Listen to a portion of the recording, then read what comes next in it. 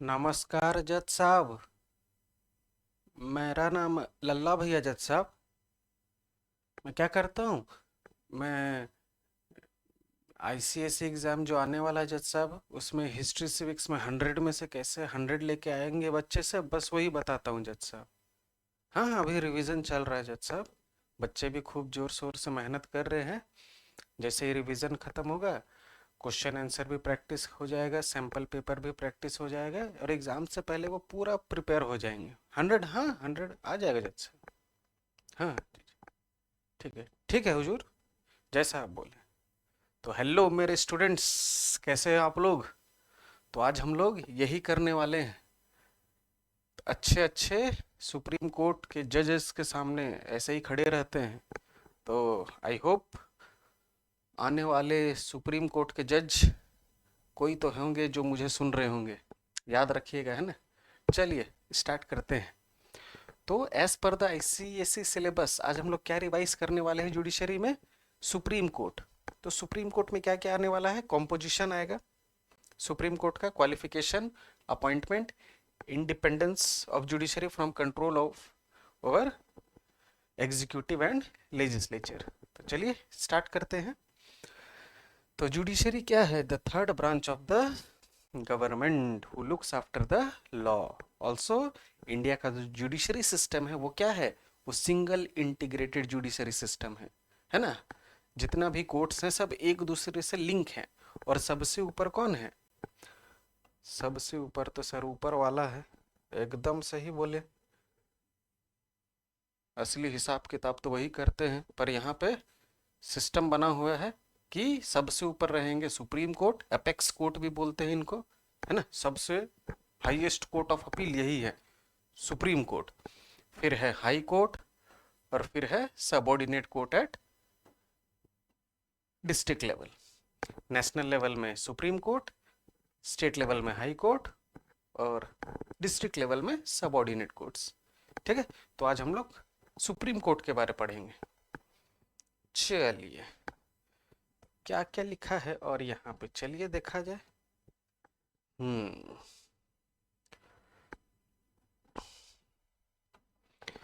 So the supreme court is the head of the Indian judiciary. सबसे ऊपर में है, and supervises the function of the lower courts. तो पूरा उन्हीं का निगरानी में सब कोर्ट्स चलते हैं। ठीक है, सुप्रीम कोर्ट का नीचे जो जो है, चाहे वो हाई कोर्ट हो या सबऑर्डिनेट कोर्ट हो। A single civil and criminal system of laws operate all over the country। चाहे वो सिविल लॉ हो या क्रिमिनल, वो हर स्टेट में या पूरा कंट्री में सेम है। चाहे वो झारखंड हो, चाहे वो नागालैंड हो, कन्याकुमारी हो, या तमिलनाडु हो। ठीक है, यहाँ चोरी किया 5 साल, तमिलनाडु में भी 5 साल का ही सजा मिलेगा, जम्मू कश्मीर में भी 5 साल का सजा मिलेगा। हर जगह सेम है। ठीक है, अलग अलग नहीं है। So by the way of appeal, cases from the High Court may be taken to the supreme Court. तो ये आगे पढ़ेंगे। ठीक है, इसको हाईएस्ट कोर्ट ऑफ अपील क्यों बोला जाता है? कि हम सबऑर्डिनेट कोर्ट में अपील किए, फिर हम किस में कर सकते हैं? हाई कोर्ट में कर सकते हैं, फिर लास्ट कहाँ जाएंगे? सुप्रीम कोर्ट में। तो supreme court is what? The highest court of appeal. उसके बाद फिर, ठीक है, उतना नहीं जाना है, सुप्रीम कोर्ट तक रहना है। चलो, अब है कॉम्पोजिशन, कितने जजेस रहते हैं सुप्रीम कोर्ट में। ठीक है, तो सुप्रीम कोर्ट कहाँ पे है? न्यू दिल्ली में है कि नहीं? So the maximum number of जजेस इज 34, बट एट प्रेजेंट कितने हैं? 33, यही लिखना है। So the composition of supreme court जजेस कितना है? 33, including the chief justice of India. 33 में से 32, ये जो 33 है ना,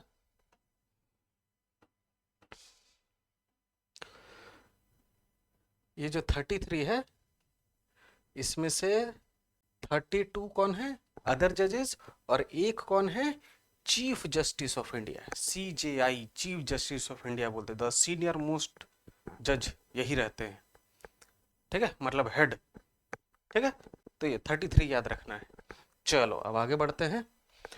अब क्वालिफिकेशन। तो अगर आपको जज बनना है सुप्रीम कोर्ट का, तो क्या क्या क्वालिफिकेशन होना चाहिए? तो फर्स्ट, यूनिवर्सल, हर जगह वही रहेगा, डेट ही और she should be the citizen of India. Next, he or she should been a judge of a high court for how many years? 5 years। पहले आपको हाई कोर्ट का जज बनना पड़ेगा, डायरेक्ट सुप्रीम कोर्ट में नहीं जा सकते, सीढ़ी है। ठीक है, तो हाई कोर्ट में एज अ जज रहना पड़ेगा, कितना साल के लिए?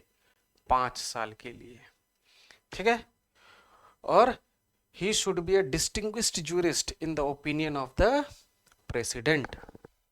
डिस्टिंग्विश्ड जूरिस्ट का मतलब प्रेसिडेंट का नज़र में आप थोड़ा ठीक ठाक जज होना चाहिए, ये नहीं कि जैसे तैसे पहुंच गए, प्रेसिडेंट भी सोचे बहुत बढ़िया जजमेंट सुनाता है, तो तभी आप एज ए सुप्रीम कोर्ट जज अपॉइंट हो सकते हैं। चलिए, ये क्लियर हो गया, citizen of India and as a जज of High Court for 5 years। और एक लिख सकते हैं इसमें, एडवोकेट, है ना, advocate, advocate of High court, कितना साल के लिए? वो 10 साल के लिए। तो अगर जज है तो 5 साल के लिए, और एडवोकेट है तो हाई कोर्ट में कम से कम कितना साल के लिए होना चाहिए? 10 साल के लिए। ठीक है, तो ये चारों क्वालिफिकेशन क्लियर। चलो आगे बढ़ते हैं। अब है अपॉइंटमेंट, तो कौन अपॉइंट करेंगे? प्रेसिडेंट करेंगे। ठीक है, तो प्रेसिडेंट अपॉइंट करने के लिए अकेले थोड़ी करेंगे ना, कंसल्ट करेंगे ना, कैसा जजमेंट सुनाता है, कैसा है, ये वो है, तो वही होगा यहाँ पे। तो किससे कंसल्ट करते हैं? अदर जजेस of the supreme court and high court along with the council of minister. बाकी सब जो सुप्रीम कोर्ट का जज है ना, वहां से पूछेंगे, ठीक है ये सुनाता अच्छा है जजमेंट ना, हाई कोर्ट का जज से भी पूछेंगे, प्लस जो काउंसिल ऑफ मिनिस्टर है, तो इसमें कैबिनेट डिप्टी सब आ जाएंगे ना, पढ़े थे लास्ट वीडियो में। तो इनसे कंसल्ट करके ही प्रेसिडेंट किसको अपॉइंट करते हैं? सुप्रीम कोर्ट का जज को। ठीक है, और जो सीनियर मोस्ट जज हैं उनको क्या बना दिया जाता है? Mainly chief justice of India. तो क्वेश्चन यही आएगा अपॉइंटमेंट में, तो ये लिखना है। चलो अपॉइंटमेंट क्लियर, आगे बढ़ते हैं।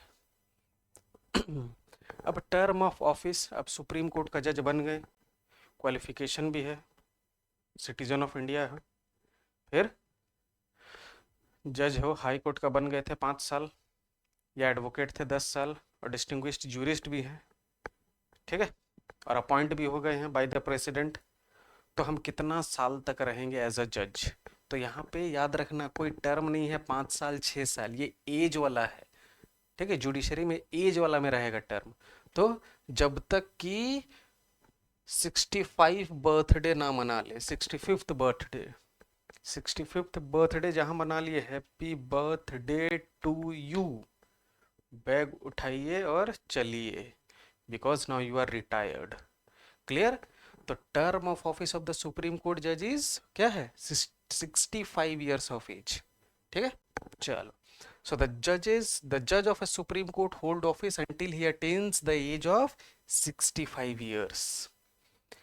अब उससे पहले अगर मन करे कि नहीं अब थोड़ा जाएं, थोड़ा बहुत दिमाग खराब हो रहा है कि नहीं, दिन भर काम काम काम, अब थोड़ा फैमिली को टाइम दिया जाए, क्या जज भी तो सोचते होंगे ना, उनका भी तो फैमिली है।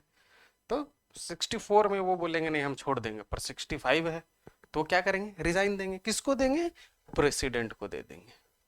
सो द सुप्रीम कोर्ट जज can submit his resignation letter to whom? To the president. Clear? अब सुप्रीम कोर्ट का जज बन गए तो इसका मतलब नहीं कि जो मन में आया वो करे। ठीक है, इफ ही मिसयूजेस हिज पावर, या अगर वो इनकैपेबल है जजमेंट सुनाने के लिए, तो उनको हटाया जा सकता है, उनका पोस्ट से सुप्रीम कोर्ट का जज को भी हटाया जा सकता है। ठीक है, और हटाने का प्रोसेस को हमेशा क्या बोलते हैं याद रखने के लिए? याद रखने बोले हैं ना, क्या बोलते हैं उसको? इम्पीचमेंट, जैसा प्रेसिडेंट में पढ़े थे।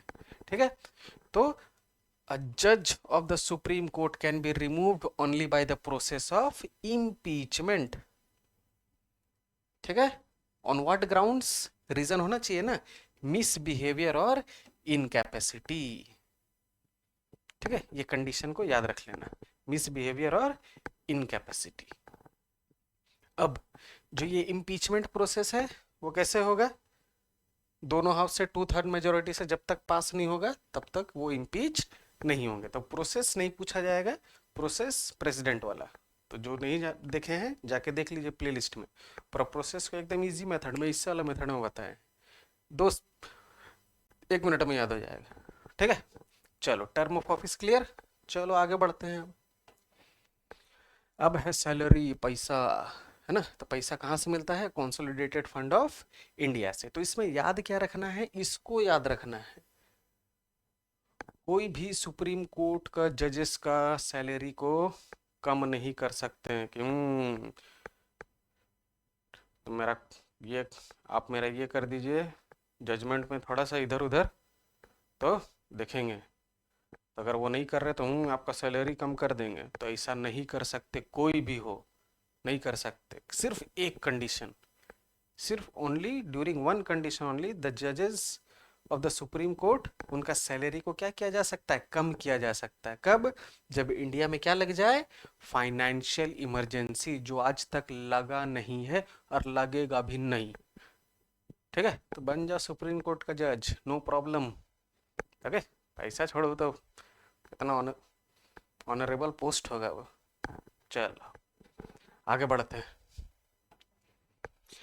नेक्स्ट इज, ये जो जुडिशरी है, 3 ऑर्गन है। लेजिस्लेटिव जो लॉ बनाता है, एग्जीक्यूटिव जो लॉ को इन्फोर्स करता है, इम्प्लीमेंट करता है, और थर्ड है judiciary who looks after the law. ठीक है, तो ये जो जुडिशरी वो इंडिपेंडेंट है, इंडिपेंडेंट ऑर्गन किससे? एग्जीक्यूटिव और लेजिस्लेचर। कैसे इंडिपेंडेंट है वो पढ़ेंगे। तो ये स्टार वाला है, स्टार मतलब क्वेश्चन आने का बहुत ज्यादा चांस है। ठीक है, तो देख लेते हैं चलो।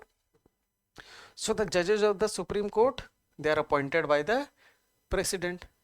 ठीक है, इन कंसल्टेशन विद, पहले पढ़ चुके हैं, अदर जजेस of the supreme court, high court and council of minister. ठीक है, सो दस इसमें दोनों पार्टिसिपेट कर रहे हैं, एग्जीक्यूटिव भी पार्टिसिपेट कर रहे हैं, जुडिशरी भी पार्टिसिपेट कर रहे हैं, जजेस भी ना है यहाँ पे। Alone executive is not taking part in the appointment of the जजेस। ठीक है, तो पहला पॉइंट क्लियर हो गया। दूसरा है क्या? कि उनको हटाया नहीं जा सकता, सिर्फ एक कंडीशन। क्या पढ़े थे? मिसबिहेवियर और इनकैपेसिटी, और that also by the process of impeachment, जो लास्ट स्लाइड में पढ़े थे, सेम वही है, उसी को लिख देना है। ठीक है, फिर क्या है? फिर है टर्म वाला। तो सुप्रीम कोर्ट का जज 65 ईयर्स तक रहेंगे ही रहेंगे, इफ ही इज कैपेबल, एकदम बहुत अच्छे जज हैं तो 65 ईयर्स तक रहेंगे ही रहेंगे। उनको इम्पीच भी कोई नहीं कर पाएगा, तो 65 ईयर्स तक रहेंगे ही रहेंगे। नाइदर एग्जीक्यूटिव नॉर लेजिस्लेचर कुछ नहीं कर पाएंगे उनका, तो he is independent. Okay, next, so a judge can remain in the office till he reaches 65 years of age and cannot be removed from his office. Only exception क्या है? Process of impeachment। और salaries और allowances वो भी हम लोग कर चुके हैं, है कि नहीं? So the salaries and allowances of the जजेस are charged upon consolidated fund of India, वहां से उनको मिलता है, and cannot be reduce to their disadvantage. Exception क्या था? क्या था? फाइनेंशियल इमरजेंसी, सिर्फ फाइनेंशियल इमरजेंसी के समय ही इनका सैलरीज को घटा सकते हैं, वरना नहीं। ठीक है, अब है द जजेस are free to announce their decision. अब जजेस अपने आप को जज समझ लो। ठीक है, आने वाला समय के जजेस अपने आप को जजेस समझ लो और सोचो क्या कि that you are free to announce your decision. चोरी किए हो, गलत काम किए हो, सजा मिलेगा, चाहे तुम कोई भी हो। ठीक है, you are free to give your decision, और कोई भी तुम्हारा डिसीजन को क्रिटिसाइज नहीं करेगा, चाहे वो पब्लिक हो या press. Okay, now the supreme court can punish a person for contempt of court. अगर वो कोर्ट का रूल्स एंड रेगुलेशन को नहीं मानते हैं, उनका डिसीजन को अगर नहीं मानते हैं, तो supreme court is empowered to punish that person. इसीलिए सुप्रीम कोर्ट में जाना तो एकदम आराम से खड़े रहना है, इधर उधर नहीं, ठीक है। आराम से डिसिप्लिन में जाना है, डिसिप्लिन में आना है, नहीं तो जज जहाँ थोड़ा सा भी गुस्सा हो गए। चलो next. No debate and discussion could place in the parliament regarding the conduct of judge or any decision taken by him in the court. तो पार्लियामेंट में भी इनका बारे डिस्कशन नहीं कर सकते हैं। सोच लो लोकसभा राज्यसभा में कि कल तो जज में ये वो सुप्रीम कोर्ट में ये केस चल रहा था तो ऐसे हुआ ऐसे हुआ ऐसे हुआ, चुगली चपाटी जो करते हैं ना हम लोग स्कूल में, ये हुआ वो हुआ वो हुआ, फिर उधर से आके इधर का बात उधर, उधर का बात इधर। तो पार्लियामेंट में सुप्रीम कोर्ट का जजेस के बारे ये सब नहीं चलेगा। Okay, no debate and discussion except impeachment. Impeachment रहेगा तो वही यहीं पे इंट्रोड्यूस होगा, बाकी अदर देन द इम्पीचमेंट उनके बारे कोई डिबेट या डिस्कशन नहीं होगा। नेक्स्ट, द जजेस are not allowed to continue practice after their retirement. तो 65 ईयर्स के बाद जब वो रिटायर हो जाते हैं ना, तो वो उनको अलाउ नहीं है कि वो फिर से प्रैक्टिस कर पाए एज अ जज, ठीक है, अलाउ ही नहीं है। क्यों अलाउ नहीं है? So this provision has been made to ensure that they can not influence their former colleagues in the judiciary. तो अगर वो सीनियर आ जाएंगे 65 ईयर्स के बाद, 66 67 ईयर्स में आ गए, ठीक है, तो उनके जो जूनियर है वो उन्हीं का बात सुनेंगे ना, अरे सीनियर है जो बोलेंगे इनका बात मानना पड़ेगा, ठीक है। तो इसलिए इनको अलाउ नहीं किया जाता है कि वो रिटायरमेंट के बाद फिर से एज अ जज प्रैक्टिस करे, ठीक है। तो ये सब पॉइंट है क्या का कि judiciary, why judiciary is independent from executive and legislature. Clear? चलो अब आगे बढ़ते हैं। चलो फ्रोगू भाई आ गया। फ्रोगू भाई क्या बोल रहा है? Be happy, laugh and be happy, नहीं तो दिल फेंक के मारेंगे, ठीक है, दिल फेंक कर लगेगा और हंसते रह जाओगे फिर। ओके, सो मिलते हैं नेक्स्ट वीडियो में। तो जय हिंद, जय भारत।